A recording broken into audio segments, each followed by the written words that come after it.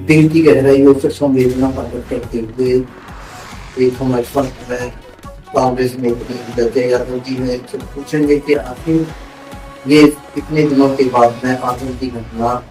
किस तरीके से और क्यों हो गई, और ये बड़ी दुखद घटना है, एक छोटा मोटा मामला नहीं है। इससे बड़ा भी और कोई बात नहीं हो सकती कि 10 लोग की डेथ हो गई है और 50 के करीब अब तक घायल है और घायलों की संख्या बढ़ भी सकती है। तो इसी के विषय पर जानकारी देंगे बच्चे और मैडम, जैसे कि ये बड़ी दुखद घटना देखिए, दिल्ली में भी इतना बड़ा धमाका हुआ है, इसके लिए मैं संवेदना प्रकट करती हूँ और अपने देशवासियों की तरफ से, अपनी पार्टी की तरफ से मैं सांत्वना ही दे सकती हूँ उनके परिवार को। और ये बड़े दुख की बात है कि दिल्ली में सभी बड़े नेता, गृह मंत्री से लेकर के मुख्यमंत्री तक वे दिल्ली में हो और ये घटना घट जाती है तो बड़े ही ये दुख की बात और शर्म की बात की है हमारे देश के लिए। तो इसके लिए तो मैं क्या ही कहूँ पार्टी के लिए कि ये है देश के ऊपर कितना ध्यान दे रहे हैं। देश से ज्यादा इनको चिंता है अपने वोटिंग की, अपने वोट की और राजनीति की इनको ज्यादा चिंता है, देश की चिंता इनको नहीं। चाहे इसमें गृह मंत्री हो, चाहे प्रधानमंत्री हो, चाहे मुख्यमंत्री। सरकार अब तक बता रही थी कि हमने देश को आतंकवाद से बिल्कुल जोड़ना शुरू कर दिया है, आतंकवाद अब हमारे देश के अंदर कहीं नहीं है। लेकिन अगर बहुत सारी घटनाओं को जोड़ा जाए तो कहीं नहीं लगता कि देश के होगा इन आतंकवादी घटनाओं से अभी तक हमारा देश मुक्त हो पाया। अभी आप देख ही रहे हैं, बताया जा रहा है तो मीडिया में तुम बताया जा रहा है कि 2014 के बाद ये घटना हुई है, लेकिन इसे पहले और इससे बाद में कितनी घटनाएं घटी हैं आप सब जानते हैं। पुलवामा की है और आपके रेलवे स्टेशनों की है, जब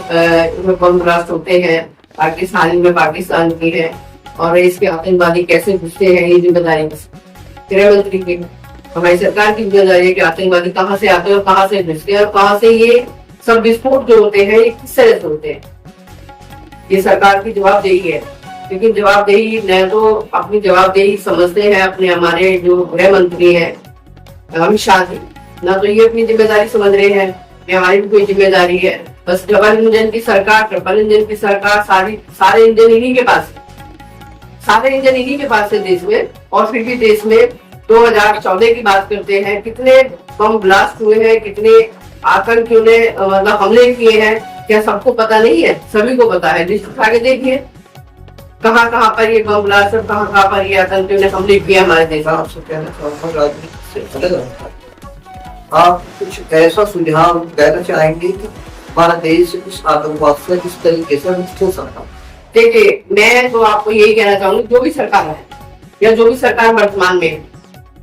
ये उसी सरकार की ड्यूटी होती है कि अपने देशवासियों को बचाना, पूरी निगरानी रखनी आतंकवादी ये कहाँ से आते हैं, कौन है आतंकवादी,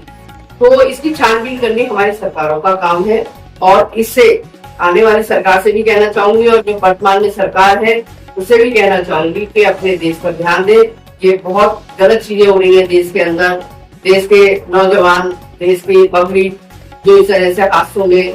मारी जा रही है या हादसे हो रहे हैं, क्राइम हो रहे हैं, तरह तरह के क्राइम हो रहे हैं, लेकिन रेप से लेकर के और आतंकवादी क्या क्या ना हमारे देश में कर रहे हैं, ये सबसे किसी को छिपा नहीं है, सब जानते हैं। 14,000 का ये हमारा दिन, 14,000 की बात पहली बार, सारे लिस्ट उठा के देखिए कहाँ कहाँ पर कब कब हमले हुए, 2017 में, 2015 में, 2016 में, 2014 में, कहाँ कहाँ हमले नहीं हुए, वो लिस्ट उठाइए। आप देश की जनता को क्या मैसेज करेंगे? देश की जनता सब जानती है, देश की जनता को मैं यही संदेश देना चाहूंगी कि इन आतंकवादियों पर रोक लगाई जाए। जनता की भी कुछ ड्यूटी होती है, सरकार के साथ साथ जनता की भी ड्यूटी है कि जो हमारे पुलिस कर्मचारी हैं, जो हमारे पुलिस विभाग से हैं, उनकी भी ड्यूटी बनती है कि ये आतंकवादी काम की गाड़ियों को चेक किया जाए, जिसमें संदेह उन गाड़ियों को चेक किया जाए। देखिए अब लाल किले में एक के बाद सारी गाड़ियां किस तरह से बम ब्लास्ट हुए और कितने लोग मारे गए हैं, जिसमें अभी देखो 10 लोगों की खबर आई है अभी कि 10 लोगों की मृत्यु हो गई है, 50 से ज्यादा भी आपके घायल है। तो इन चीजों पे सबकी मॉरल ड्यूटी बन जाती है कि हमारे सरकार के साथ साथ पब्लिक की भी मॉरल ड्यूटी है, पुलिस वालों की मॉरल ड्यूटी है कि अपनी ड्यूटी को सही से करें। ये कोई भी गाड़ी कहीं आकर खड़ी होती है